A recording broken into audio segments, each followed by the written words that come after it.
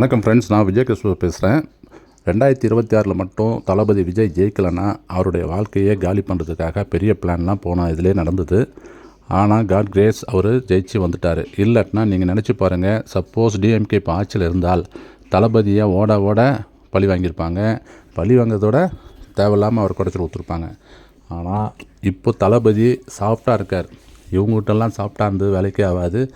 ஃபீல்டில் இறங்கி அவங்க பண்ண ஊழலை அடிமட்டத்துலேருந்து எடுத்து எல்லாரையும் தன்னுடைய கண்ட்ரோலில் கொண்டு வரணும். இவங்கள விஷப்பூச்சிங்க இது எப்படி போனாலும் நாளைக்கு எந்த பாம்போடைய விஷம் எப்படி வருமோ அதே மாதிரி தான். கண்டிப்பாக இவர் ஃபுல்லாக இறங்கி அடித்தா மட்டும்தான். ஏன்னா எனக்கு தெரிஞ்ச உளவுத்துறை அதிகாரிகள்லாம் சில பேர் இது உண்மையிலே நடக்க போகுதுன்னு சொன்னாங்க. ஏன்னா யாரும் வரமாட்டாருன்னு நினச்சாங்க. விஜய் சார் ஜெயிக்க மாட்டார்னு நினச்சாங்க. மிஞ்சி போனால் ஒரு 20 சீட்டு வாங்குவார்னு நினச்சாங்க. எப்படியும் 5 வருஷத்தில் விஜய் சாருடைய வாழ்க்கையை அஸ்தமனம் பண்ணணும்னு பிளான் பண்ணாங்க. பட் இப்போது விஜய் சார் ரொம்ப தெளிவாக இருக்கார்.